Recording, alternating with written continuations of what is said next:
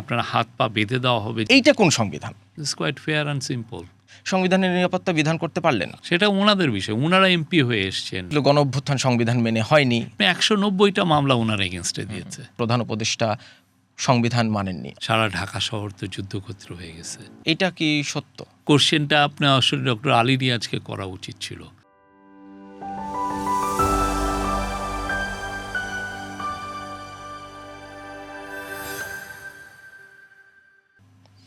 সবাইকে আমন্ত্রণ জানাচ্ছি পডকাস্ট কথা চলুকে। আমাদের আজকের কথা চলুকের অতিথি অন্তর্বর্তীকালীন সরকারের প্রধান উপদেষ্টার প্রেস সেক্রেটারি, এখন খুব সভাপতি সাবেক, এবং নতুন ইংরেজি দৈনিক দ্য ডেইলি ওয়াদার সম্পাদক জনাব শফিকুল আলম। শফিক, আপনাকে আমন্ত্রণ জানাচ্ছি। Thank you. আমি একটু গত 1.5 বছর ধরে এবং এখনও পর্যন্ত যে বিষয়টি নিয়ে সবচেয়ে বেশি আলোচনা হচ্ছে সেই বিষয়টি হচ্ছে সংবিধান।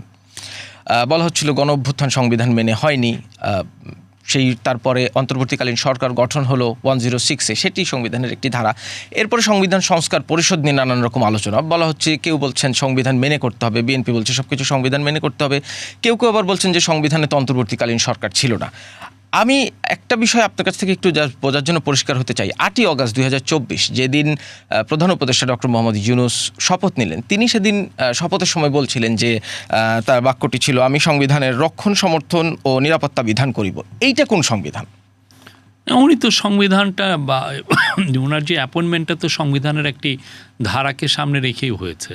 এটার একটা লিগালি একটা ইন্টারপ্রিটেশন দেওয়া হয়েছে এবং এটি খুবই স্ট্রং একটা ইন্টারপ্রিটেশন। তো এটা নিয়ে তো আর নতুন কোনো আর্গুমেন্টের কিছু নাই।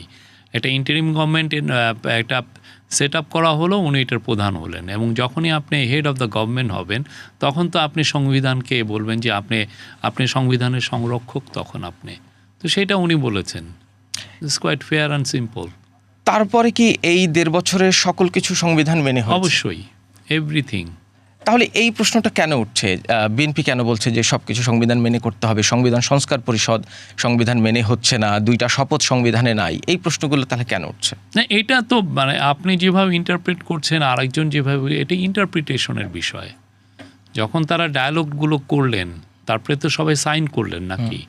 ডায়ালগ করলেন 9 মাস ধরে, দেওয়ার পরে জুলাই চার্টার হলো, চার্টারটা তারপরে সবাই সাইন করলেন, করার পরে ওই চার্টারটাকে একটা গণভোটে আনা হলো, হ্যাঁ, যে এটা লিগাল ভিত্তির জন্য।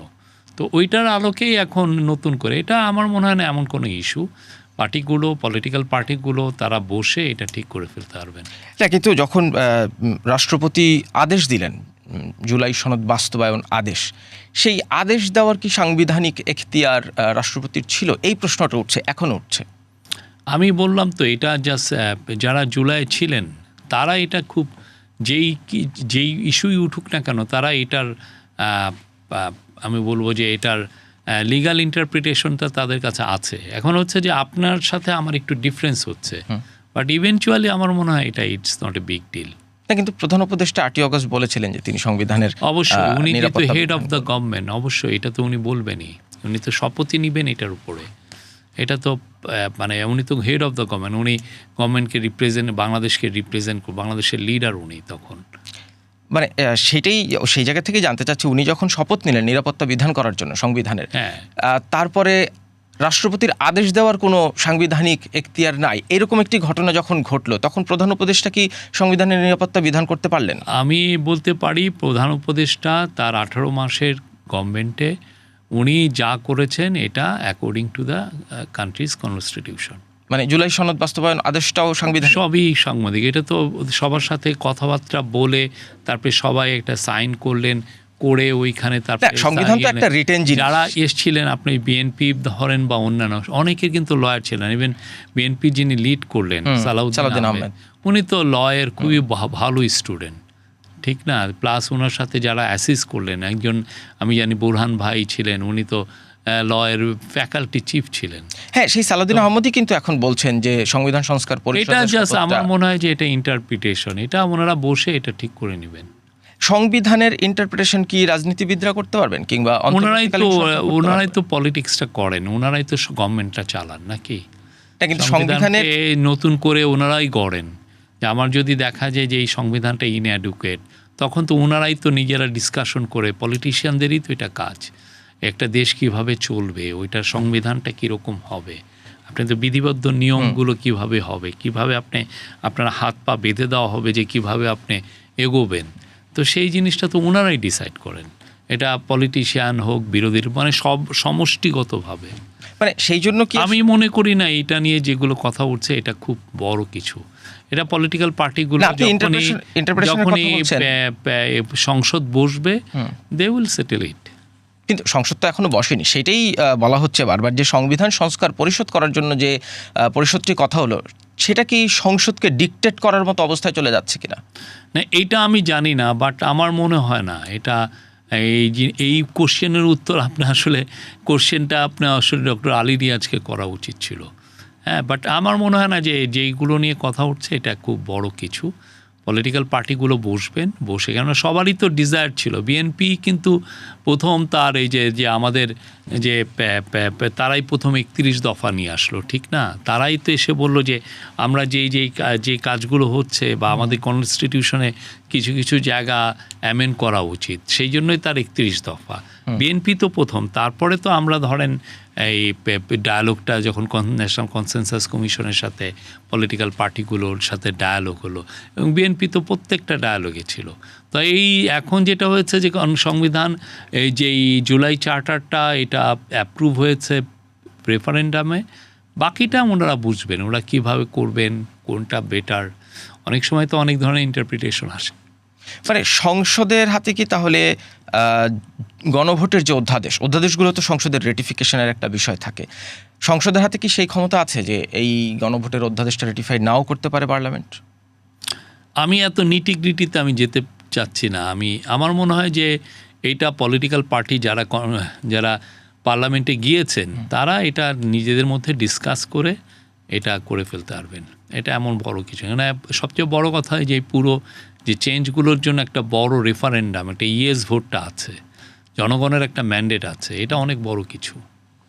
জনগণের ম্যান্ডেট নিয়েও তো কথা হচ্ছে যে 84টি সংস্কার সেটি 4টি প্রশ্নে অ্যাকোমোডেট করা, সেই বিষয়ে প্রশ্নও তো আছে। না, এটা তো হয়ই। আপনি যখন একটা পলিটিক্যাল পার্টি আপনার কাছে ভোট নিতে যায়, তার তো একটা বড় ম্যানিফেস্টো থাকে, সে অনেকগুলো, সে চায় যে আপনার একটা ভোট চায়, কিন্তু তার ম্যানিফেস্টোতে অন্তত 1200 রকমের গণভোট জেতার ফলে নির্বাচিত এখন 84টা ভোট ইয়েকে যদি 4টা ইয়েতে আনে, এটা এমন কিছু না, এটা একটা পার্ট অফ গণভোট জেতার ফলে কি সংসদ বাধ্য এই সংস্কারটি ওইভাবেই করতে যেভাবে সংস্কার পরিষদ জুলাই সনদে যেভাবে বর্ণিত আছে, নাকি সংসদ তার মতো করে সিদ্ধান্ত নিতে পারবে? সেটার জন্য তো এই যে সংবিধান গণপরিষদ করা হয়েছে, তারা ডিবেট করবেন। গণপরিষদ না, সংবিধান সংস্কার পরিষদ, তারা ডিবেট করে দেখবেন যে কোনটা নেওয়া যাবে। এটা তো ওনাদের উপরে। হ্যাঁ, ওনারা পুরোটা নিতে পারেন। আবার যদি সবাই মিলে ঐক্যমত হন প্রত্যেকটা পার্টি যে না আমরা এই জিনিসটুকু নিতে পারছি না, সেটা ওনাদের বিষয়। ওনারা এমপি হয়ে এসছেন, ওনাদের এটা, ওনারা হচ্ছেন এখন পুরো বাংলাদেশকে প্রতিনিধিত্ব করেন, এটা ওনাদের উপরে, এখতিয়ারের উপরে। তার মানে জুলাই সনদে যাই থাক না কেন এখন সংসদের উপর নির্ভর করছে সবকিছু। সংসদ তো এটা পাস তো ওনারা করবেন, ঠিক না? তবে এই জুলাই সংসদের উপর একটা বড় জিনিস হচ্ছে যে জনগণের একটা ম্যান্ডেট আছে এখানে, এর পিছনে রেফারেন্ডামটা হয়েছে, এবং এটা খুব ব্রিলিয়ান্ট একটা অনেক বড়, আপনি দেখেছেন যে 68% ভোট ইয়েস করেছে। আপনি বলছিলেন যে অন্তর্বর্তীকালীন সরকার 1.5 বছরে যা যা করেছে, প্রধান উপদেষ্টা যা যা করেছেন সব সাংবিধানিকভাবে করেছেন। দৈনিক কালের কণ্ঠে রাষ্ট্রপতি মোহাম্মদ শাহাবুদ্দিন একটা সাক্ষাৎকারে তিনি সরাসরি অভিযোগ করেছেন প্রধান উপদেষ্টা সংবিধান মানেননি অনেক ক্ষেত্রেই। এই অভিযোগটি তিনি কেন করলেন? আমি এটা জানি না উনি কেন করলেন, বাট আমি এখনও বলছি যে উনি যা করেছেন সব সংবিধান মেনেই করেছেন। কারণ কি রাষ্ট্রপতির অভিযোগ মিথ্যা? আমি জানি না উনি কোন পরিপ্রেক্ষিতে বলেছেন, বাট আমি এটুকু বলতে পারি উনি যা করেছেন সংবিধানকে মেনে করেছেন। এই প্রশ্ন তাহলে বারবার কেন বলতে হলো? আপনিও একাধিকবার বলেছেন যে গণঅভ্যুত্থান তো সংবিধান মেনে হয়নি, সুতরাং সবকিছু সংবিধান দিয়ে তো বিবেচনা করলে হবে না। না, গণঅভ্যুত্থানটা সংবিধান মেনে, কোনো গণঅভ্যুত্থানই সংবিধান মেনে হয় না। এটা তো গণঅভ্যুত্থান তার একটা আপরাইজিং, তারা নিজের চরিত্র। হ্যাঁ, কিন্তু তারপরে যখন গভর্নমেন্টগুলো ফর্ম করে, ওটা তো তখন অ্যাকর্ডিং টু দ্য কনস্টিটিউশন। যদি না আপনি বলেন যে না আমি কনস্টিটিউশনটাই মানি না, এটা আমি ছিঁড়ে ফেললাম, সেটা পরের কথা। কিন্তু ওনারা তো এই গভর্নমেন্টটা সেট আপ তো হয়েছে আপনি কনস্টিটিউশন একটা ধারা অনুযায়ী, ঠিক না? ফলে কনস্টিটিউশন উনি অল থ্রু মেনেছেন। আপনি অন্তর্বর্তীকালীন সরকারের গোড়া থেকেই তো এই প্রক্রিয়ার সাথে যুক্ত ছিলেন, জানতেন। রাষ্ট্রপতির ইন্টারভিউতে আরও অনেকগুলো অভিযোগ আছে, সেগুলো বিষয়ে আপনার একটু মন্তব্য জানতে চাইব। তিনি এক জায়গায় বলেছেন যে তাকে অনেকবার উপড়ে ফেলার চেষ্টা করা হয়েছে, তার উপর জরুরি অবস্থা জারির একটা চাপ ছিল, দেশি বিদেশি অনেক সার্কিট তাকে নানান রকমভাবে জনশৃঙ্খলা বিঘ্নিত করার জন্য এমন একটা পরিস্থিতি তৈরি করার চেষ্টা করেছেন। এটা কি সত্য? ওনার আরও এলাবোরেট করা উচিত ছিল। উনি তো এই জিনিসগুলো বলছেন, কোথায় কখন কিভাবে করলো, এগুলো উনি আরও এলাবোরেট করে বলতেন। আরেকটা অভিযোগ করেছেন তিনি যে প্রধান উপদেষ্টা 14 থেকে 15 বার বিদেশ গেছেন, কিন্তু কোনোবারই এসে রাষ্ট্রপতির সাথে দেখা করেননি। এটা উনি যেটা ফেয়ার মনে করেছেন সেটাই করেছেন। কিন্তু এইটা কি এক ধরনের রেওয়াজ থেকে, প্রথা থেকে বেরিয়ে যাওয়া, নাকি রাষ্ট্রপতি বলেছেন যে তিনি অপমানিত বোধ করেছেন এই ধরনের? উনি অপমানিত বোধ করলে এটা ওনার বিষয়। তাকে বিদেশও যেতে দেওয়া হয়নি একাধিকবার। তখন ওনারা যেটা দেখেছেন যে ওনার শারীরিক অবস্থা কি ঠিক আছে কিনা, উনি তো এখনো দেখছেন তো কোয়াইট ফিট আছেন। না, বিদেশে প্রোগ্রামেও যেতে দেওয়া হয়নি, শুধু চিকিৎসার জন্য না, একবার কসোভোতে এবং আরেকবার কাতারের আমিরে। যা করা হয়েছে নিয়ম মেনেই করা হয়েছে। মানে রাষ্ট্রপতিকে যেতে না দেওয়ার কি কোনো রকম নিয়ম ছিল? আপনি সাধারণত এগুলো ক্ষেত্রে, যেহেতু বাংলাদেশের রাষ্ট্রপতি হচ্ছে একটা ফিগার হেড, আমি যেটা জানি, আমার এখানে জানায় শর্টকামিংস থাকতে পারে, তো আমার মনে হয় যে যা করা হয়েছে সব নিয়ম মেনেই করা হয়েছে। উনি এই অভিযোগও করেছেন, কাতারের আমিরের অনুষ্ঠানে যখন তার যাওয়ার কথা ছিল, তখন তার সাথে কথা না বলে একটি চিঠি পাঠিয়ে দেওয়া হয়েছে তার কাছে, যেখানে লেখা যে তিনি যেতে পারবেন না, শুধু সই করতে বলা হয়েছে। এইটাও কি রাষ্ট্রপতির উপর এক ধরনের সিদ্ধান্ত চাপিয়ে দেওয়ার চেষ্টা হয়েছিল কিনা? আমি তো বললাম যা করা হয়েছে নিয়ম মেনে করা হয়েছে। মানে রাষ্ট্রপতির উপর কিছু চাপিয়ে দেওয়াটাও কোন নিয়মের মধ্যে পড়ে? আপনি যা করা হয়েছে, আমি এটুক বলতে পারি, নিয়মের মধ্যে করা হয়েছে, নিয়মের ব্যত্যয় হয়নি। আরেকটা অভিযোগের উত্তর আপনার ফেসবুক পেজে ইতিমধ্যে আমি পেয়েছি। তিনি বলেছেন যে কোনো ক্রোড়পত্রে তার বাণী প্রকাশিত হয়নি, কিন্তু আপনার ফেসবুক পেজে দেখলাম আপনি বেশ কয়েকটি ক্রোড়পত্রের ছবি দিয়েছেন, তাতে সেই অভিযোগটি ইতিমধ্যে আপনি খণ্ডন করেছেন। আমি আপনার দুইটা স্ট্যাটাস পড়তে চাই, আপনি ইদানিং খুব মজার স্ট্যাটাস দেন। কালকে আপনার একটা স্ট্যাটাস পড়ছিলাম, পইরা ডরে আমার ভয় কাঁপতেছে। কি পরে আপনার ভয়?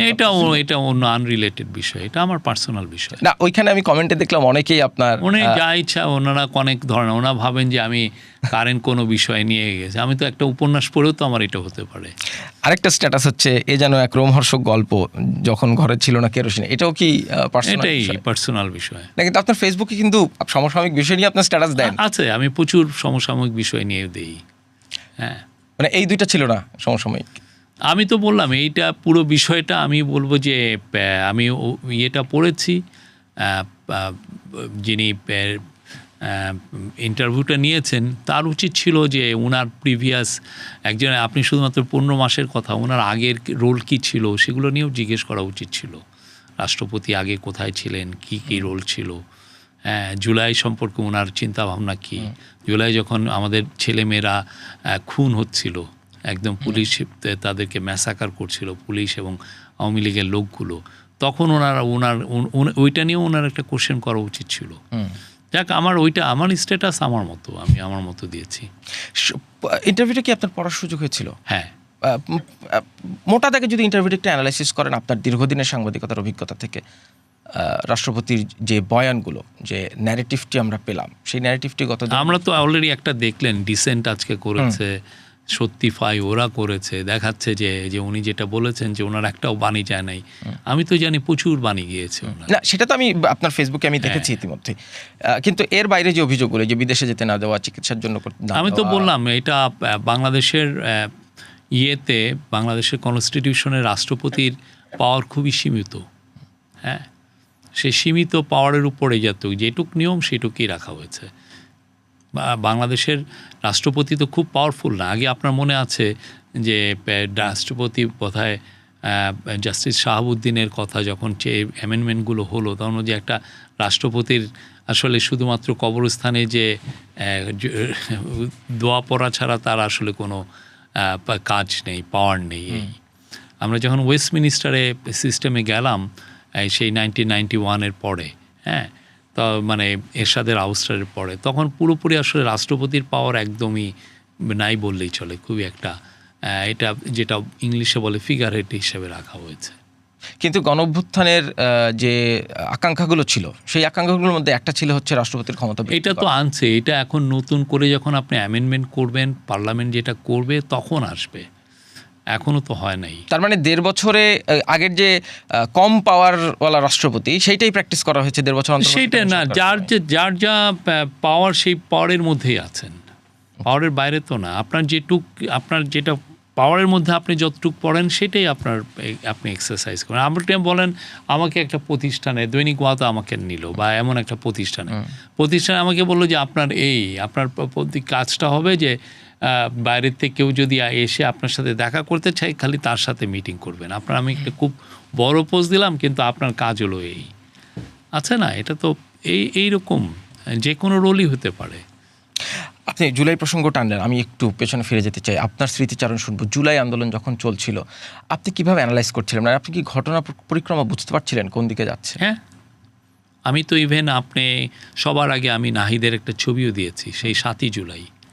ইভেন আপনার 13-14 তারিখে তখন আমি দেখছি যে প্রথমবারের মতো সেদিন ওরা যেটা করলো যে ওরা প্রথম তো এই রাজু ভাস্কর্যের আশেপাশে করতো, তারপরে প্রথমবারের মধ্যে সেদিন ওরা ইয়েকে ব্রেক করে ওরা শাহবাগে আসলো। এটা ওদের জন্য মানে শাহবাগটা তখন পর্যন্ত ওরা আসতে পারছিল না, বাধাগ্রস্ত হচ্ছিল।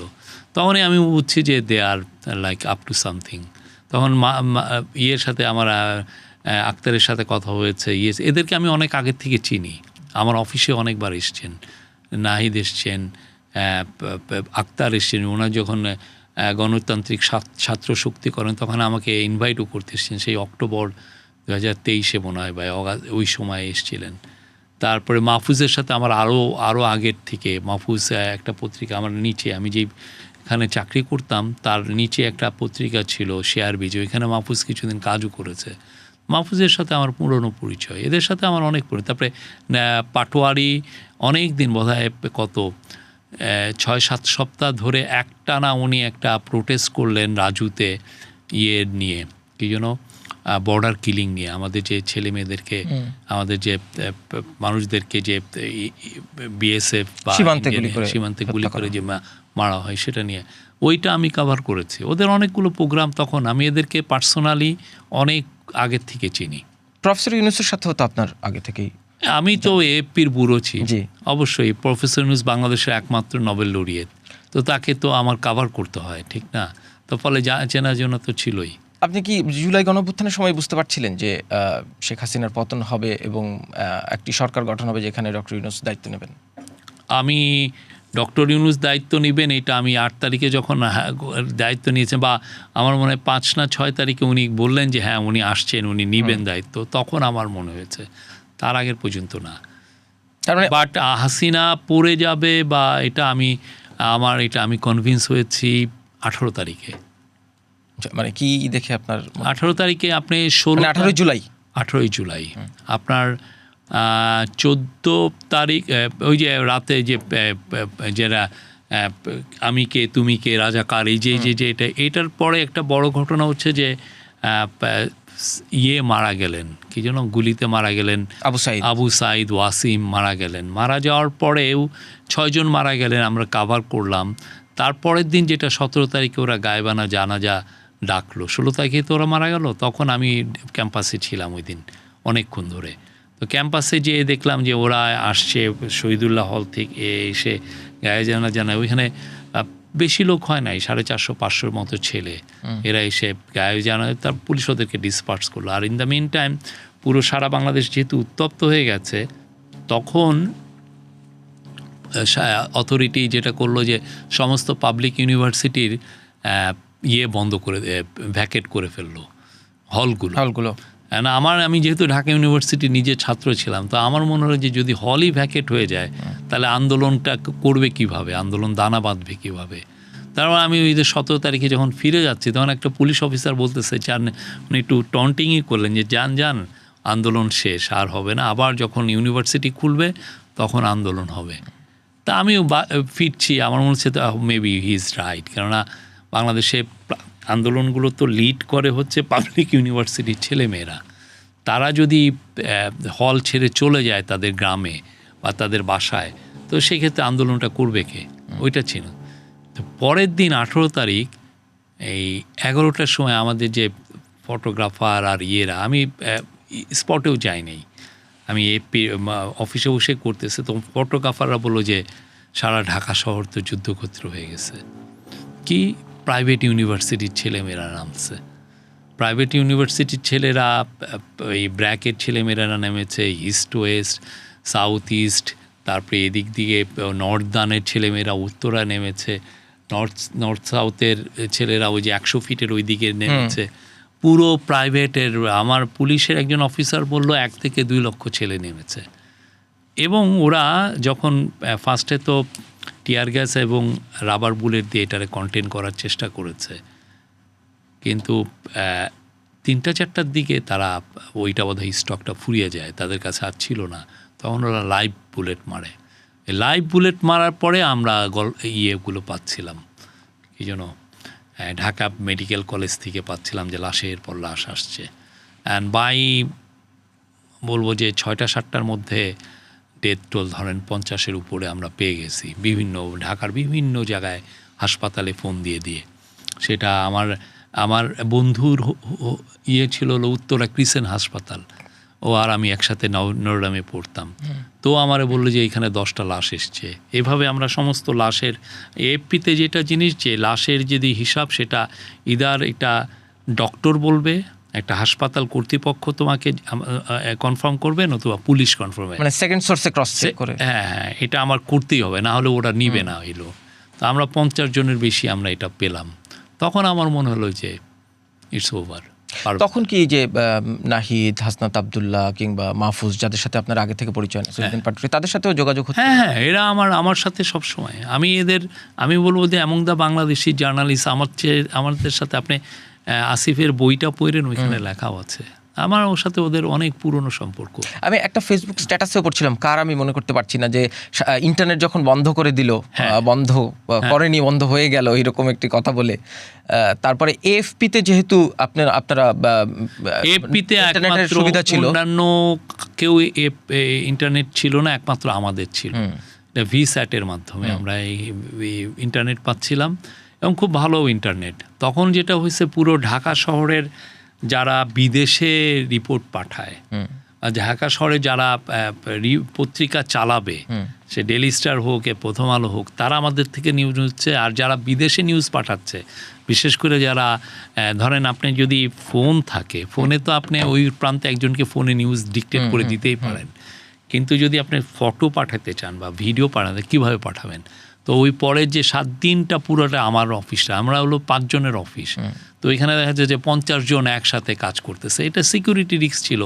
আমি শুনেছি যে তখনকার যে ইনফরমেশন মিনিস্টার, তারপরে ফরেন মিনিস্টার, তারা আমার নামে বলেছেন যে তারা দেখবেন কিভাবে এটা করে, ইনভেস্টিগেট করবেন। তখন কি যারা আন্দোলন করছিলেন, আন্দোলনের নেতারাও আপনার অফিসে এরা আসছেন, তারা ইভেন নাহিদের এরা যখন অ্যারেস্ট হয়েছে, ওইটাও আমি ব্রেক করেছি। ওইটা ওদের সাথে আমাদের, কেননা ট্রাস্টের তো বিষয়, আমি ট্রাস্টটা বিল্ড আপ করেছি 10-15 বছরের থেকে। একটা স্ট্যাটাসে পড়ছিলাম, তারা তখন যোগাযোগের জন্য এএফপির আপনার ভিস্যাট স্যাটেলাইটের যে ইন্টারনেট নেটওয়ার্ক, সেটাও যোগাযোগ করতো। হ্যাঁ, মানে তার মানে অভ্যুত্থানের যারা মূল সামনের চেনা মুখগুলো ছিল, আমি এদেরকে নিয়ে অনেক লিখি। আক্তারকে নিয়ে আমার লেখা আমি ফার্স্ট লিখি 2018-19 সালে। নূরকে নিয়ে আমি প্রচুর লেখা ছিল, নূরের সাথে রাশেদ এদেরকে নিয়ে। তাদের পরিকল্পনা কি শেয়ার করতো আপনার সাথে, নাকি সাংবাদিক ছিল? আমার যেটা হচ্ছে যে আমি মিছিলটা পছন্দ হয়, সে বামের মিছিল হোক, আমি ওখানে যাই, একটা এক্সাইটমেন্ট, ঢাকা ইউনিভার্সিটির ছেলে তো, ফলে এদেরকে আপনি যদি ঢাকা ইউনিভার্সিটি দেন, রাজুর আশেপাশে গেলে ইজিলি আপনি এদের সাথে সম্পর্কটা হয়ে যায়, ওরা তো আসে, হ্যাং আউট করে ওখানে। তো আমার সাথে এদের সম্পর্ক ওই সময়ই ছিল। ইন দ্য মিন টাইম কি প্রফেসর ইউনূসের সাথে আপনার কোনো যোগাযোগ হয়েছিল কিনা? না, উনি এসে যখন দায়িত্ব নিলেন, তখন উনি আমাকে জানিয়েছেন যে তুমি ইন্টারেস্টেড কিনা, এর আগে না। এই 1.5 বছরের পুরো যাত্রায় প্রফেসর ইউনূসকে কেমন দেখলেন আপনি? ব্রিলিয়ান্ট। বাংলাদেশে এরকম ব্রিলিয়ান্ট মাইন্ডই তো আমি পাই না। আমার তো আমি বলবো যে আমি অনেক ফিনান্সিয়াল লস করে এখানে এসেছি, এটা চিন্তা ছিল। আমার ওয়াইফ খুব ওরিড ছিলেন। প্লাস হচ্ছে আপনি গভর্নমেন্টে আসলে, গভর্নমেন্টকে তো ইউনিভার্সালি সবাই তো আর পছন্দ করে না। পাওয়ারকে মানুষ এক ধরনের ইয়েতে দেখে, হ্যাঁ, সন্দেহের চোখে দেখে। পাওয়ার মানেই হচ্ছে সন্দেহের বিষয়, পাওয়ার মানেই ঘৃণার বিষয়। এটা গ্লোবালি এটাই ট্রেন্ড। হ্যাঁ, তা আমি এখানে এসের পর ওনাকে যেভাবে পেয়েছি, ব্রিলিয়ান্ট মাইন্ড, টপ প্যাট্রিয়ট, নির্লোভ একটা লোক, অসম্ভব খাটতে পারেন, বছর দিনের পর দিন জ্বর রেখে, হ্যাঁ, অলমোস্ট নিউমোনিয়া হয়ে যাচ্ছে, তারপরে উনি কাজ বাদ দিচ্ছেন না। এটা এবং ওনার যে চিন্তা, ওনার যে ভাবনা, যেগুলো ওনার আসছে ওনার কাজের মাধ্যমে, এটা তো আর যেটা হয়েছে যে উনি আমাকে যেটা দিয়েছেন যে ওনার এক্সেস দিয়েছেন। সাধারণত আগে যদি আপনি প্রেস সেক্রেটারিগুলো দেখেন, আগে তাদেরকে এক্সেস তেমন একটা পায় না। আমি যেমন ক্যাবিনেটে আনহিন্ডার এক্সেস পেয়েছি, আবার ওনার যতগুলো বিদেশে যতগুলো ট্যুর করছেন বা দেশে যত মিটিং করছেন ওইখানে আমি এক্সেস পাচ্ছি। ক্যাবিনেট মিটিংয়েও অ্যাক্সেস দিয়েছিলেন, যদিও সেটা রুলস অফ বিজনেসের বাইরে। এটা রুলস অফ বিজনেসে উনি মনে করছেন যে যেহেতু আমি বাইরে যে কথা বলি, হ্যাঁ, এটা রুলস অফ বিজনেসের বাইরে, উনি পারলে ওনার এটা জুডিসডিকশনে পড়ে, উনি এটা পারেন যে আমাকে থাকতে পারেন। অনেক সময় যে ক্যাবিনেট মেম্বারের বাইরেও তো এসে উনি পারেন যে তাকে আনতে মিটিংয়ে, তো সেই অনুযায়ী আমি শুধু একটা ভার্বাল ডিসিশনই পারেন নাকি? হ্যাঁ হ্যাঁ, মানে প্রধান উপদেষ্টার কিংবা মানে প্রধান একচ্ছত্র এক ধরনের না, এটা ওনার ডিজায়ারটা রিফ্লেক্ট হয় এখানে। আর এখানে তো একটা মূল জিনিস হচ্ছে যে এটা আপনার অ্যাকাউন্টেবিলিটির জন্য লাগে। আমরা কি ডিসকাশন হচ্ছে, আপনি কি, আমি তো প্রতিনিয়ত নিউজ পেপার ম্যানদেরকে ফেস করছি, জার্নালিস্টদেরকে ফেস করছি, তো অ্যাকাউন্টেবিলিটির একটা বিষয় আছে। তা কি আলাপ হচ্ছে তারা তো জানতে চায়, তো আমার তো সেটা বলতে হবে। কিন্তু যে সমালোচনাটা ডক্টর ইউনূসকে নিয়ে সবচেয়ে বেশি হয়, তিনি শপথ নিয়ে প্রধান উপদেষ্টা হওয়ার কিছুদিনের মধ্যেই তার মামলাগুলো থেকে অব্যাহতি পেলেন, তিনি একটি ম্যান পাওয়ার এক্সপোর্টের একটি লাইসেন্স পেলেন, একটি বিশ্ববিদ্যালয়ের লাইসেন্স পেলেন। এইগুলো কি খুব দরকার ছিল? মানে এগুলো সমালোচনা, এই সমালোচনাগুলোর অরিজিনেট করেছে হচ্ছে আওয়ামী লীগের লোকদের পেজগুলোতে, আপনি যদি খুব ভালো মতো করে দেখেন। কিন্তু ঘটনাগুলো তো আমি বলি, ওই আপনি আওয়ামী লীগের পেজগুলোতে আপনি দেখবেন। তো তখন আমাদের উচিত কি ছিল, আমাদের যারা আপনি যে কথাটা বলছেন বা যে কোনো পত্রিকা যারা এগুলো লিখছে, তাদের উচিত ছিল নিজেদেরকে ইনভেস্টিগেট করা, যে এই কথাগুলো যে আওয়ামী লীগের পেজে আছে, এরা যে এই মিথ্যাচারগুলো করছে তাকে নিয়ে আমরা একটু দেখি না ইনভেস্টিগেট করে, এটার মধ্যে সত্যতা কত। কেউ কিন্তু এটা ইনভেস্টিগেট করছে না। আমরা তো মামলাগুলো কি ডিসমিসাল হয়নি? ওগুলো তো পুরোটাই ছিল পলিটিক্যালি মোডে। আপনি 190টা মামলা ওনার এগেনস্টে দিয়েছে। এই জন্য তো আপনি আলাপের মাধ্যমেই দেখেন না, আপনার যদি 10-15 জন সাংবাদিক থাকে, আপনারা এখন ইনভেস্টিগেট করে দেখেন যে এই মামলাগুলো আসলে কি ছিল। আপনাকে হয়রানি করার জন্য এই মামলাগুলো করা হয়েছিল। তো এখন এই হয়রানির মামলা তো এমনি, ওই সময় ধরেন 20,700 মামলা কি যেন পাশ করেছে। তো ওনার এটা তো এগুলো একদম হয় না, পিওর হয়রানি। বিশ্ববিদ্যালয়ের নিবন্ধন উনি 2012 সালে চাচ্ছিলেন, সেই সময় থেকে উনি ওই সময় জমিও কিনেছিলেন। হ্যাঁ, কিন্তু ওনারা তো ওই সময় দেন নাই, ওই যে পার্সোনাল একটা অ্যান্টাগনিজম, হ্যাঁ, শত্রুতা থেকে, হ্যাঁ, দিবেন না। কিন্তু উনি যদি একটা ইউনিভার্সিটি আনতেন, এটা তো দেশের জন্য মঙ্গল ছিল। কিন্তু প্রধান উপদেষ্টার আসনে বসে একটা বিশ্ববিদ্যালয়, এটা নরমালি উনি কোনো কনফ্লিক্ট, উনি কি এটা পার্সু করছেন? ওনার প্রতিষ্ঠা, উনি এইগুলো তো প্রত্যেকটাই হচ্ছে আপনার সোশ্যাল বিজনেস, তারা তাদের মতো পার্সু করছে। আপনি এসে বলবেন যে উনি কি এটার ইয়েতে করছেন কিনা, ওনার মধ্যে এগুলোর কোনো ইয়ে নাই। আপনার যদি মনে হয় যে উনি নিয়মের ব্যত্যয় করেছে, আপনি মোর দেন ফ্রি টু রিপোর্ট। আপনি যে দেখেন ওনাকে উনি যেমন ম্যান পাওয়ারের লাইসেন্স, সেই সময় 2009 না 10 সালে ওনাকে সৌদি, বড় পয়েন্ট হচ্ছে নৈতিকই তো, এটা অনৈতিক কি হলো? এটা তো জনগণের উপকারার্থে এটা করা হচ্ছে। এবং এইখানে কোনো ধরনের কোনো এমন না যে আমি নিয়মটাকে বাদ দিয়ে আমি করছি। তো এখন উনি কি তাহলে সব কিছু ফেলে দিয়ে এটা করবেন না? ওনার প্রতিষ্ঠানগুলো এটা করবে না? না, মানে নিয়ম কানুনের ব্যত্যয় হয়নি, কিন্তু যারা সমালোচনা করেন তারা এটা করেন বিকজ তারা আসনে বসে একটি বিশ্ববিদ্যালয়ের নিবন্ধন নেওয়া এটি এক ধরনের কনফ্লিক্ট অফ ইন্টারেস্ট, কারণ আপনি রাষ্ট্রের সর্বোচ্চ প্রধান নির্বাহী এটা গ্রামীণ ইউনিভার্সিটি, এটা অ্যাপ্লিকেশন করেছিল।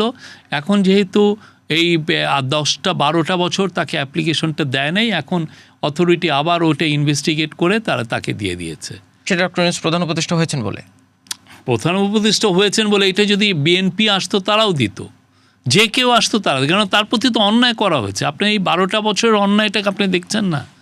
আপনি যদি কেউ স্টুডেন্টরা যদি আসতো, প্রধান উপদেষ্টা যদি ক্ষমতা নাও নিতেন, যে কেউ আসতো সবাই দিত। বিকজ একটা বড় ইউনিভার্সিটি, তার অ্যাপ্লিকেশনগুলো রেডি, তার জায়গা রেডি, সব কিছু রেডি, আপনি তাকে আটকে রেখেছেন। এটা কতটা ইনহিউম্যান। কিন্তু আইনের ব্যত্যয় তিনি ঘটাননি। আমি এখানে দুইটা রিলেভেন্ট না, কিন্তু আমি ডক্টর আলী রিয়াজের একটা লাইন একটু বলতে চাই। এই সংবিধান সংস্কার পরিষদ নিয়ে তিনি বলছিলেন যে এটাকে শুধুমাত্র আইনি বিবেচনায় নিলে হবে না, এটাকে নৈতিক বিবেচনায় নিতে হবে। ফলে আইন আর নীতি এই দুটো, আমি মনে করি আইনের থেকে ওইটা সিদ্ধ ছিল এবং নৈতিকভাবে ওটা ঠিক ছিল, অনৈতিক কোনো কিছু করা হয়নি। এখানে যদি নিয়মগুলো ভায়োলেট করে উনি করতেন, আপনারা বলতেন। একটা ইউনিভার্সিটি আপনি 12টা বছর তাকে আটকে রেখেছেন। আপনি যে ম্যান পাওয়ারের যেটা, ওনাকে জার্মান সৌদি একটা কোম্পানি বলেছে যে আমরা 10,000 নার্স আর এগুলো নিতে চাই। হ্যাঁ, আমরা বাংলাদেশে যদি আসি, যাদের মাধ্যমে নেই, দেখা যায় যে ওই লোকগুলো থেকে প্রচুর টাকা নেওয়া হয়। যে নার্স যাবে তাকে 5 লক্ষ টাকা দিতে হয়, 6 লক্ষ। তো তুমি ওনার যে কোম্পানি, তাকে বলা হয়েছে যে আপনার করলে উই ক্যান মানে hire this nurses and doctors without any charge, মানে কোনো রিক্রুটমেন্ট ফিস ছাড়া। তো এটা কি বাংলাদেশের জন্য ভালো হতো না? প্রধান উপদেষ্টার একটা বক্তব্য শুনছিলাম যে 6 মাসের একটা ট্রেনিং দিলেই হাজারে পাঠানো যাবে। 1.5 বছরে তো 3টা 6 মাস পাওয়া গেল। কতজন নার্স পাঠানো গেছে? নার্সগুলো পাঠানো যায় নাই বিকজ আমরা সেই কোয়ালিটি অফ নার্স তৈরি করতে পারি নাই। মানে সেই তৈরি করার দায়িত্ব তো সরকারের ছিল। সেই তৈরি করার জন্য অনেক খাটনি করা হচ্ছে। এটা আপনার ইনস্টিটিউশনাল আপনার চেঞ্জ লাগছে। একদিনে তো আর এটা হয় না। আপনার পুরো ইনস্টিটিউশনগুলো তো দুর্বল। আপনি ইনস্টিটিউশন তৈরি করেন সেই মাপের, তখন প্রতি 6 মাসে আপনি পাঠাতে পারবেন। কি উদ্যোগ নিল অন্তর্বর্তীকালীন সরকার ইনস্টিটিউটগুলো তৈরি করা? ওনারা যেগুলো নার্সিং ইনস্টিটিউট, যেমন ইয়েকে পাঠানোর জন্য, জাপানে নার্স পাঠানোর জন্য অনেকগুলো ইনস্টিটিউশনাল কিছু কাজ করা হয়েছে, যেগুলো আমাদের লিমিটেড টাইমে সম্ভব, সেগুলো কাজ হয়েছে। মানে 1.5 বছর কি খুব লিমিটেড টাইম ছিল? খুবই লিমিটেড টাইম। একটা দেশের আপনি যদি একটা এমন একটা আবর্জনা নলচে বদলে দেওয়া, হ্যাঁ, এটা আর এগুলো তো রিফর্মগুলো তো একদিন আপনি রিফর্ম করলেন, আপনি পেপার রিফর্ম করলেন, আপনি লিখে দিলেন এটা করো, কিন্তু এটা তো গ্রাউন্ড লেভেলে এটা করতে হয়। আর গ্রাউন্ড লেভেলে আবার সেই রকমের যদি আপনি ইনস্টিটিউশন করতেন, সেখানে টাকারও যোগান দিতে হয়। তা আমরা তো একটা যে ইকোনমিকে আমরা মানে এই গভর্নমেন্ট ইনহেরিট করেছে, খুবই দুর্বল, খুবই মানে ভূমিকম্প বিধ্বস্ত, ভয়ানক রকমের ভূমিকম্প বিধ্বস্ত ইকোনমি। সেইটাকে কত ঠিকঠাক করে রিপেয়ার করে তারপরে এগোনো। 1.5 বছরে কতটা ঠিক করা গেল ইকোনমি? অনেক অনেক ভালো হয়েছে। কিন্তু ব্যবসায়ীরা তো খুব অসন্তুষ্ট। ব্যবসায়ীরা হয়তো বা এক্সট্রা কিছু বেনিফিট চাচ্ছিলেন, সব ব্যবসায়ীরাই বেশিরভাগই। তারা সেই জন্য পাননি, তারা এই জন্য হচ্ছেন। অনেকে তো একদম মিথ্যা বলছেন, ভয়ানক রকমের মিথ্যা বলছেন। মানে যারা রপ্তানি করেন, হ্যাঁ, অনেক ওনারা ইনসেন্টিভ চান অনেক কিছু এগুলোর জন্য। তারা তো তাদের ব্যবসায় তো খুব একটা উন্নতি হয়নি বলে তারা। কেন হয়নি? ইকোনমিক গ্রোথ তো হয়েছে। আমাদের সময় 4% গ্রোথ হয়েছে, তারপরে এইবার 5%-এর উপরে গ্রোথ। অসংখ্য ফ্যাক্টরি বন্ধ হয়েছে, অসংখ্য গার্মেন্টস বন্ধ হয়েছে। আমার যদি 1000 ফ্যাক্টরি বন্ধ হয়, বন্ধ হয়ে যদি আমার একটা ফ্যাক্টরি এমন হয় যেটা 1500 ফ্যাক্টরির সমান, তাহলে আপনি কি 1000 ফ্যাক্টরি বন্ধ হওয়াটারে আপনি বড় নিউজ মনে করবেন? সেইটা কোনটা? ওই একটা ফ্যাক্টরি। এটা যেমন ধরেন আপনি 1991-এ, হ্যাঁ, বা 2000, আমি শুনেন, আমি 2000 সালের দিকে বাংলাদেশে ফ্যাক্টরি কত ছিল? আমি তো সেই সময় জার্নালিজম করেছি, 5000-এর উপরে ফ্যাক্টরি ছিল। এখন আপনার ফ্যাক্টরি কত জানেন? 2000-এর মতো। তো এই যে 3000 ফ্যাক্টরি যে বন্ধ হলো, এতে কি আমার গ্রোথ কমে গেছে? আমার 2000 সালে আমার 5000 ফ্যাক্টরি মিলে এক্সপোর্ট করতো 12-13 বিলিয়ন ডলার। এখন আমার 1500 থেকে 1800 ফ্যাক্টরি, অ্যাক্টিভ ফ্যাক্টরি, এরা এক্সপোর্ট করছে হলো আপনার 50 বিলিয়ন ডলার, 3 গুণ করতেছে বেশি। আপনি ফ্যাক্টরি বাঁচবে, ফ্যাক্টরি মরবে, কিন্তু আপনি দেখবেন যে আপনার এমপ্লয়মেন্ট কি কমছে না বাড়ছে? এমপ্লয়মেন্ট তো বাড়ছে, এক্সপোর্ট বাড়ছে। 1.5 বছরে এমপ্লয়মেন্ট বেড়েছে ওই 1000 ফ্যাক্টরি বন্ধ হওয়ার পরও? হ্যাঁ, অবশ্যই। কিন্তু ব্যবসায়ীরা কিন্তু সেই ব্যবসায়ীরা ওনাদের ওই যে ফ্যাক্টরি বন্ধ হলো এই গল্পটা শোনান, কিন্তু এক্সপোর্ট যে বাড়ছে এই গল্প শোনাবেন না। মানে জব ক্রিয়েশনের আপনারা মানে এটা ফান্ডামেন্টালস অফ ইকোনমি হচ্ছে যে যত আপনার একটা ইকোনমি যত ম্যাচুরড হবে তখন ফ্যাক্টরিতে কনসলিডেশন হবে। পুরো তাইওয়ানের পুরো ইকোনমির, আপনি বলছেন এমপ্লয়মেন্ট বেড়েছে, আমাদের পরিসংখ্যান ব্যুরোর তথ্য কিন্তু তা বলে না। খুব ভালো মতো বেড়েছে, না হলে আপনার এক্সপোর্ট বাড়বে কিভাবে? তাহলে কি পরিসংখ্যান ব্যুরোর তথ্য ভুল? পরিসংখ্যানের ব্যুরো ইদানিং কি পরিসংখ্যান করেছে? আমার মনে হয় ওদের লাস্ট বোধহয় সার্ভে বোধহয় 2022-এর মনে হয়। আচ্ছা, তাহলে অন্তর্বর্তীকালীন সরকারের সময়ের পরিসংখ্যান নিশ্চয়ই সামনে পাওয়া যাবে। এই আপনারা যা যা করলেন, এই সরকার কি নির্বাচিত সরকার সেইগুলো কিভাবে টেনে নিয়ে যাবে বলে প্রত্যাশা করেন? আমাদের তো আমরা যা করেছি তারা দেখেছে, তারা যেটা যদি মনে করে যে না আমরা যেটা করেছি সেটা ভালো না, তারা তাদের মতো, তারা তো একটা পলিটিক্যাল ম্যান্ডেট পেয়ে এসছে, তারা যেটা ভালো মনে করবে সেটা নিবে, যেটা ভালো মনে করবে না সেটা নিবে না। সেটা কি জুলাই সনদ এবং গণভোটের ক্ষেত্রেও প্রযোজ্য? সেটা তাদের বিষয়। তারা একটা পলিটিক্যাল ম্যান্ডেট পেয়েছে, একদম খুবই বড় একটা পলিটিক্যাল ম্যান্ডেট, এমন ছোট না, এটা 2/3 মেজরিটি একটা ম্যান্ডেট পেয়ে তারা এসছে, এবং তাদের এটা ডিসিশনের বিষয় না। মানে সেই ডিসিশনটা সেটাই একটু বুঝতে চাচ্ছি, এটা তাদের বিষয়। নির্বাচিত সরকার কি জুলাই সনদ এবং গণভোট নিয়ে নিজেদের মতো সিদ্ধান্ত? আমি এইগুলো সমস্ত কিছু তাদের বিষয়। তারা একটা 2/3 মেজরিটি পেয়েছে। আর গণভোটের ক্ষেত্রে তো জুলাই সনদের ক্ষেত্রে তো একটা গণভোটের একটা ম্যান্ডেট আছে, বড় একটা ম্যান্ডেট, 68% লোক ইয়েস ভোট দিয়েছে। তার মানে নির্বাচিত সরকার কি গণভোটের এই ফল জুলাই সনদ মানতে বাধ্য কি বাধ্য না, এটা তাদের বিষয়। তারা ইলেক্টেড প্রতিনিধি, 2/3 মেজরিটি পেয়েছে, এটা ইটস দেয়ার, তাদের বিষয়, পলিটিক্যাল পার্টিদের বিষয়। মানে সংসদ তার মতো সিদ্ধান্ত নিতে পারবে? অবশ্যই, সংসদ সভরেন না। মানে সংসদ চাইলে সেই ক্ষেত্রে জুলাই সনদ সবাই মিলে যদি বললো যে না আমরা এটা নিব না, ইভেন অপোজিশন পার্টিও যদি তাদের সাথে যুক্ত হয় যে না এটা আমরা নিব না, তাহলে এখন কেন তারা তো জনপ্রতিনিধি। তো আমি একটু আস্তে আস্তে সাম আপ করি। 1.5 বছরে আইন শৃঙ্খলা পরিস্থিতি, আপনি অনেকবার বলেছেন যে আইন শৃঙ্খলা পরিস্থিতি ভালো, এখনো কি অবস্থা আইন শৃঙ্খলা পরিস্থিতি? ভালোই তো, খারাপ কি? আমি মাঝখানে একটা টক শোতে দেখছিলাম মব এবং প্রেশার গ্রুপ নিয়ে আপনাকে বারবার প্রশ্ন করা হয়। হ্যাঁ, বাজে। আসলে কি একটু বলবেন মব আর প্রেশার গ্রুপের কোনো পার্থক্য আছে কিনা? আপনি মবকে যারা এটা বলছে, যারা এই আলোচনাটায় আনছে, তাদের একটা আলটেরিয়র মোটিভ হচ্ছে প্রমাণ করা যে এই গভর্নমেন্ট একটা মবক্রেসি, মানে একটা উন্মত্ত একটা দঙ্গল এই গভর্নমেন্টকে ডিকটেট করছে পলিসি। দ্যাটস আ বিগ লাই। এবং আপনি যদি যেগুলোকে ওরা মব বলছে, হ্যাঁ, আপনি কয়েকদিন আগে একটা পত্রিকা দিয়েছে, ওরা দিচ্ছে যে একটা বড় গ্রুপ, হাজার হাজার লোক, তারা আওয়ামী লীগের ব্যান চাচ্ছে, তাকেও সে মব বলছে। তাকে যেই লোকটা করছে, সেখানে বিএনপির সাপোর্টার আছে কিছু, সেখানে বিএনপির সাপোর্টার যদি নাও থাকে, জামাতের সাপোর্টার আছে, এনসিপির আছে। এখন যেইটাকে আমি চিহ্নিত, তারা আসছে একটা ডিমান্ড নিয়ে, যে আমার ডিমান্ডটাই এই। এখন আপনি কি মব বলবেন নাকি এটার প্রোটেস্টার বলবেন? এটা হচ্ছে আমার কথা। আপনি এটাকে কি বলবেন? সে তো একটা সুনির্দিষ্ট ডিমান্ড নিয়ে এসছে। এবং মব কখন বলা হয়? এমন একটা হঠাৎ করে একটা ধরেন রিলিজিয়াস রায়ট লেগে গেল, একটা মব তৈরি হয়ে গেল, 8-10 হাজার লোক কোথার থেকে আসলো, তার কোনো পলিটিক্যাল পরিচয় নাই, তারা নেমে হঠাৎ করে একটা জায়গায় জ্বালাও পোড়াও করে ফেলছে, সেটা আপনি বলতে পারেন। কিন্তু আপনি যদি সুনির্দিষ্ট আপনার একটা প্রোটেস্টের কারণে আসলেন, আপনার সুনির্দিষ্ট ডিমান্ড আছে, আমি চিনি এই গ্রুপটাকে, তখন আমি যদি রিপোর্ট করি, হ্যাঁ, আমি কি বলবো যে mob has gathered at the কি যেন at Shahbag demanding that the government ban Awami League, আমি তো এটা বলবো না। আমি বলবো যে political protester from several of the country's top political party. সচিবালয় আনসারদের সাথে যেটা হয়েছিল সেটা কি ছিল? এগেন আনসার তো আনসার না, আপনি কি এটা মব বলবেন? ওইটাও প্রোটেস্ট ছিল। অবশ্যই।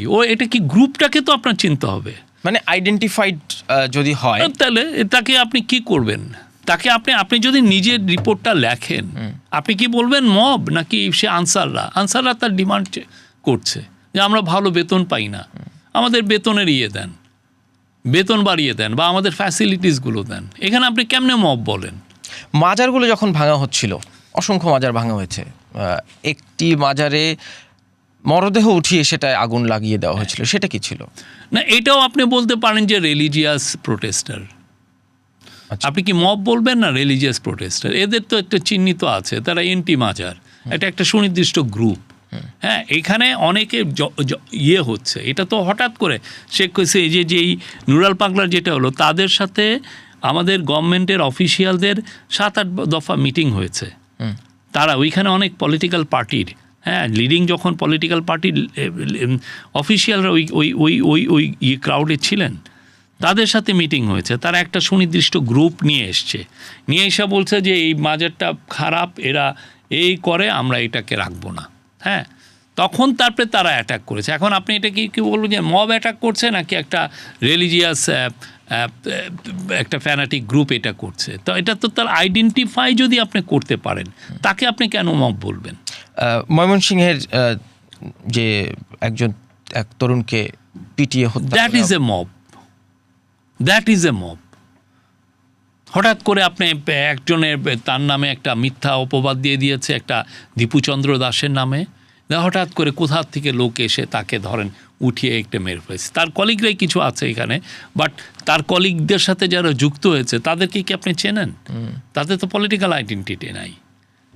আর প্রথম আলোর ঘটনাটা তো আপনারা প্রেস রিলিজ দিয়েই বলেছেন এটা মব, কিন্তু প্রথম আলোর ঘটনাটা তো যারা করেছে তারা আইডেন্টিফাইড ছিল, আপনারা অনেকে অ্যারেস্টও করেছেন। পরবর্তীতে যে আমরা ভিডিওগুলো দেখেছি, দেখার পরে পুলিশ সেই অনুযায়ী অ্যারেস্ট করেছে। কিন্তু এই প্রত্যেকটা ঘটনায় কি ক্রিমিনাল অফেন্স হয়েছে? অবশ্যই। সেই ক্রিমিনাল অফেন্সগুলো কি মিটিগেট করা গিয়েছিল? সেই ক্রিমিনাল অফেন্সগুলোর কেস হয়েছে, ক্রিমিনাল অফেন্সের কেস হয়েছে, সে অনুযায়ী অ্যারেস্ট হয়েছে। দীপুচন্দ্র দাসের ক্ষেত্রে আপনি দেখেছেন আমরা 12-15 জন যে তাকে ঝুলিয়ে পুড়িয়েছে, তাকেও অ্যারেস্ট করা হয়েছে, কেউ বাদ যায়নি।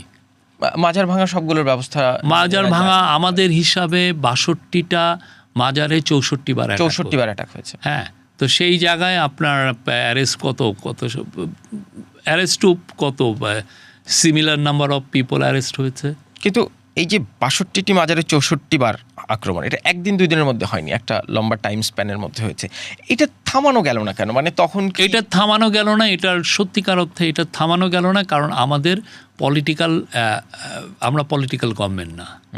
হিস্টোরিক্যালি এগুলো প্রবলেম তৈরি হলে এটা পলিটিক্যাল রুলিং পার্টির লিডাররা বা স্থানীয় পলিটিক্যালরা বা লোকাল গভর্নমেন্টের যারা আছেন তারা এগুলো করে। এই গভর্নমেন্ট তো পলিটিক্যাল গভর্নমেন্ট না। আপনি যদি ধরেন এলাকার যদি এই গোয়ালন্দে যেটা হলো, ওই সময় যদি একটা রুলিং পার্টির একটা এমপি থাকতেন, উনি এদেরকে ডাকতেন, পুলিশের আর এদের সাথে মিটিং করা লাগতো না। রুলিং পার্টির এমপি তাদেরকে এই তোমাদের কি হয়েছে, সমস্যা কি, আসো কথা বলি, দুই পক্ষকে ডাকতেন, ডেকে একটা উনি সমঝোতা করতেন। কিন্তু আমাদের তো সেই লোকাল চ্যাপ্টার তো নাই। আমার তো আর গোয়ালন্দে মানে ইন্টারিম গভর্নমেন্টের একটা পলিটিক্যাল পার্টি আছে, সে আমরা এক্সপেক্ট করেছিলাম যে আমাদের হয়ে এই যারা জুলাই ছিলেন তারা এই কাজটা করবেন, তারা করেন নাই। তারা বরঞ্চ ওই দঙ্গলের সাথে গিয়েছেন অনেক ক্ষেত্রে। কিন্তু পলিটিক্যাল পার্টিদের প্রতি যদি এত ডিপেন্ডেন্সি থাকে, তাহলে অন্তর্বর্তীকালীন সরকার সংসদের হাতে ছেড়ে না দিয়ে সংবিধান সংস্কারের উদ্যোগ কেন নিল? সরকারই তো ডেকেছে পলিটিক্যাল পার্টি। এটা ডিজায়ার ছিল, এটা সবার কাছে, এটা জনগণের ডিজায়ার ছিল। যারা রেভলিউশন করলেন তাদের ডিজায়ার ছিল যে এই যে টক্সটা, সেটা এই পলিটিক্যাল যে রিফর্মের যে কথাটা, যে সংস্কার, আপনি যদি দেয়ালগুলো দেখেন পুরো লেখা আছে সংস্কার। তো সেই জন্য ওনাদের ডিজায়ারটাকে ফুলফিল করেছেন। সেই ডিজায়ার কি ফুলফিল করা গেল 1.5 বছরে? হ্যাঁ, মানে সংস্কার হয়েছে কতটা দেশের? অনেক। আমি তো দেখছি যে ফান্ডামেন্টাল সংস্কার হয়েছে। একটু যদি উদাহরণ, যেমন ধরেন আপনি পুলিশকে দেখেছেন গুলি করতে 18 মাসে? বিচারবহিত হত্যাকাণ্ড হয়েছে? পুলিশ পুলিশ হেফাজতেও হত্যার ঘটনা? না, হত্যা হয়নি, পুলিশ হেফাজতে মৃত্যু হতে পারে। হ্যাঁ, ওই হেফাজতে মৃত্যু নিবারণ আইনে যেটা মৃত্যু হতেই পারে। একজন আমি পুলিশ হেফাজতে আছি, ওইখানে আমার হার্ট অ্যাটাক হলো, আমি মারা গেলাম, হ্যাঁ, ওটা হইতেই পারে। দুই একজন টর্চার। কিন্তু যে কটি ঘটনা ঘটেছে তাদের পরিবার অভিযোগ করেছে তাদের হত্যা করা হয়েছে, এমনকি যৌথ বাহিনীর গুলিতেও মারা যাওয়ার ঘটনা ঘটেছে। যৌথ বাহিনীর গুলিতে মারা গেছে, ধরেন গোপালগঞ্জে মারা গিয়েছে। হ্যাঁ, সেটা তো law and order situation control করতে যে ওনারা গোলাগুলি করেছেন। কিন্তু আপনি পুলিশের এই ঘটনায় কি মামলা হয়েছিল পরে? হ্যাঁ, মামলা হয়েছে না। মানে কাদের বিরুদ্ধে মামলা হয়েছিল? যে যারা এই পুরো ইয়ে করলেন, এই ভয়ানক রকমের যারা তাণ্ডব করলেন, তাদের বিরুদ্ধে মামলা হয়েছে। না, মারা তো গেছেন 5 জনের মধ্যে 3 জন সাধারণ পথচারী বলা হচ্ছিল। তারা তো মারা গেছেন আইন শৃঙ্খলা বাহিনীর গুলিতে। আইন শৃঙ্খলা বাহিনীর বিরুদ্ধে আপনারা কিছু কেন এখানে আইন শৃঙ্খলা বাহিনীর বিরুদ্ধে কেন হবে? আইন শৃঙ্খলা বাহিনী তো তার সেলফ ডিফেন্সে গুলি করছে। আপনি আসছেন, এসে বাংলাদেশে যারা জুলাইকে নেতৃত্ব দিয়েছেন তাকে আপনি লিঞ্চিং করতে চাচ্ছেন। কিন্তু 10,000 লোককে নিয়ে আইন অনুযায়ী একটা জিডি হয়, তারপর একটা তদন্তও হয়, সেটা হয়েছিল কি? আপনাকে আমি বলি, 8-10 হাজার লোককে নিয়ে এসছেন, এসে আপনি তাকে মারতে চাচ্ছেন, তাকে আপনি লিঞ্চিং করে মেরে। সেলফ ডিফেন্সে আইন শৃঙ্খলা বাহিনী অবশ্যই গুলি করবে, তাহলে সেই ক্ষেত্রে হবে। যেটা হয় সেলফ ডিফেন্সে গুলি করার পর এটা যদি জিডি হয় এবং এটার পরে তদন্ত যদি ওনারা পান যে না, ওনারা আনলফুল কাজ করেছেন, তখন আপনার মামলার প্রশ্ন আসে। না, মামলা না, আমি বলছি একটা জিডি হয় এবং তারপর একটা তদন্ত হয়। তদন্ত হয়েছে, তো তদন্ত কমিটি তো করা হয়েছে। আপনি তদন্ত মানে আইন শৃঙ্খলা বাহিনীর ওই বিষয়টি খতিয়ে দেখা অবশ্যই। আপনি তাহলে এটা জানেন না, তদন্ত কমিটি তো হয়েছে। আচ্ছা, না সেগুলো আপনাদের তরফ থেকেও জানানো হয়? না, এটা জানানো হয়েছে, স্পষ্টভাবে জানানো হয়েছে, আমরা প্রেস রিলিজ দিয়েছি। কি বলেন? যে আইন শৃঙ্খলা বাহিনীর গুলিটা, এই পুরো ঘটনাটা ইনভেস্টিগেট করার জন্য একটা তদন্ত কমিটি করা হয়েছে, কিভাবে কি হলো। এখানে আমি একটু হাইপোথেটিক্যালি বলি, মানে জুলাইয়ের আকাঙ্ক্ষাকে আপনি যদি একটা পাশে সরিয়ে বলেন, যাত্রাবাড়িতে আপনি বলছেন যে 10,000 মানুষ যখন লিঞ্চিং করবে তখন পুলিশ গুলি করবে, তাহলে জুলাইতে যখন 10,000 মানুষ একত্রিত হয়ে পুলিশ গুলি করলো, এই দুটোর মধ্যে পার্থক্যটা কোথায়? ওইটার মধ্যে আর এটা একটা মহৎ একটা আন্দোলনে আপনি আন্দোলন করছেন, আপনি একটা জনগণের আপনার পিসফুলি আপনি প্রোটেস্ট করছেন, আপনি আপনার অ্যাসপিরেশনটা জানাচ্ছেন। আপনি এটাকে কি করলেন? আপনি গুলি করে একে আপনি অবদমিত করতে চাচ্ছেন। আর ওইখানে এরা এসছে অ্যাটাক করে এদেরকে মেরে ফেলতে আসছে, লিডারদেরকে, অ্যান্ড এই লিডারদেরকে প্রোটেকশনের জন্য আপনার গুলি করছেন। তো এটার মধ্যে তো একদম সুস্পষ্ট আপনার ডিফারেন্স আছে। কিন্তু একটা মহৎ আন্দোলনে কি পুলিশকে মেরে ঝুলিয়ে রাখা যায়? এটা কি পুরো পৃথিবীর মহৎ আন্দোলনগুলো আপনি দেখবেন, ওইখানে হিস্ট্রিগুলো মানুষের যখন রাগটা ঝরে পড়ে তখন তো অনেক কিছু হয়। কিন্তু আইন কি রাগ দেখে? আইন রাগ দেখে না, কিন্তু আইনের যখন এগুলো হয় তখন অনেক ঘটে। আপনি আমাদের যদি 1971-এ দেখেন, আপনি এই ইমিউনিটিটা আপনার 1 মার্চ থেকে 1971 থেকে আপনার ফেব্রুয়ারি 1972 পর্যন্ত ইমিউনিটি দেওয়া আছে যে কোনো ইয়েতে।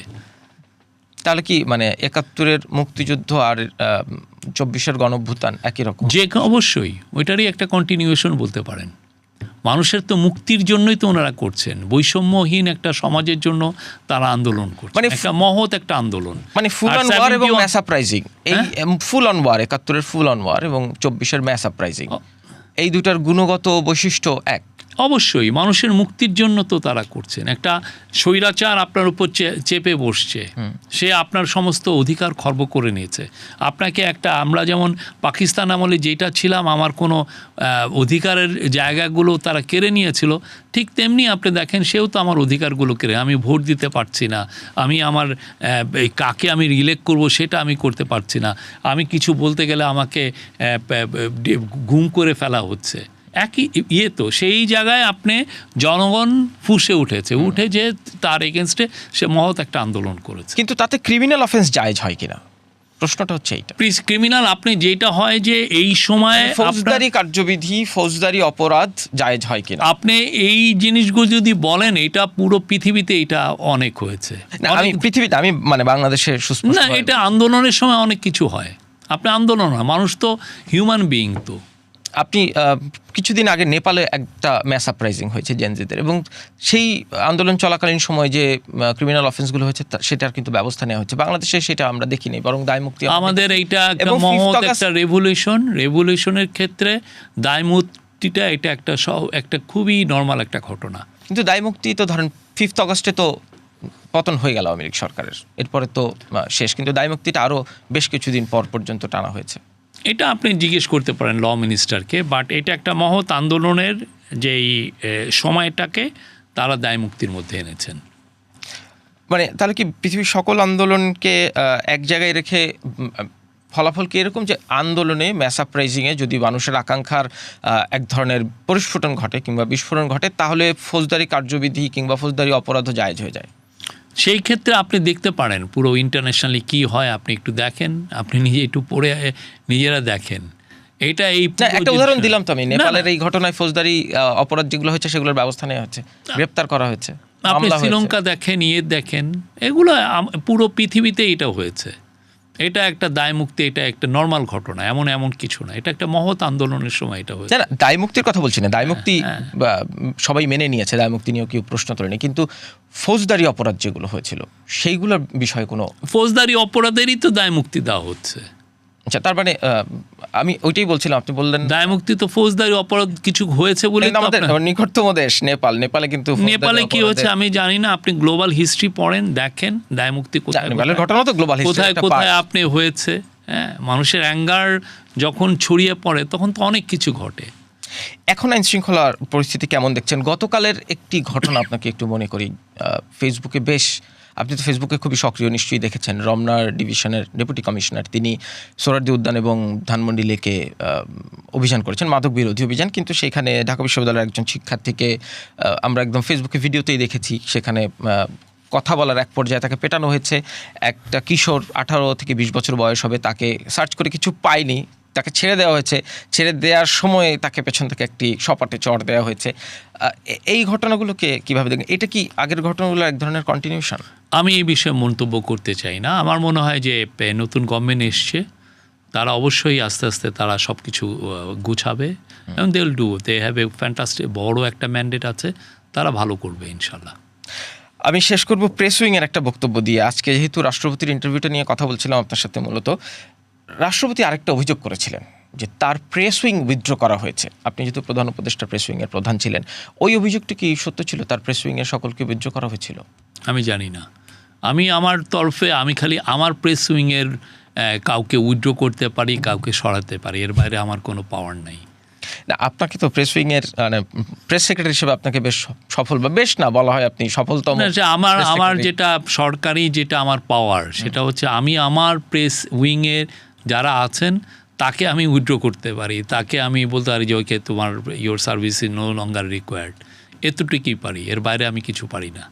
না, আপনি যেহেতু অন্যান্য মন্ত্রণালয়ের বিষয়ে ব্রিফিং করেন না, ওইটা আমি ওই যেহেতু এটা একটা ব্রিফিংটা একটা জিনিস, আর একটা হচ্ছে যে আপনার একটা স্ট্যাটিউটরি আপনার যেটা পাওয়ার, আপনার যেটা লিগ্যাল পাওয়ার, যেটা আপনি উইথড্র করেছেন সেটা আমি বলি না, মানে আপনি জানেন কিনা বিষয়টা? না, আমার এই বিষয়ে আমার মন্তব্য নাই কোনো। আচ্ছা, মন্তব্য নাই নাকি আপনি এটা জানেন? এই বিষয়ে আমার কোনো এই বিষয়ে এইটা তো আমার ডিপার্টমেন্ট না।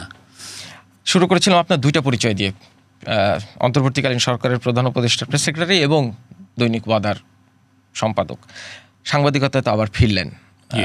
এই ওয়াদা, কি ওয়াদা করতে চান পাঠকের কাছে?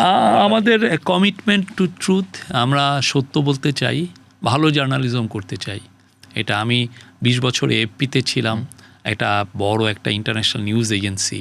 আমার সাথে যারা খুব কাছের কলিগ তারাও বিদেশি international news agency, international news আউটলেটে ছিলেন। আমরা চাই ভালো একটা নিউজ আউটলেট করতে, যেটা অন্তত আপনার সত্যটা আসবে।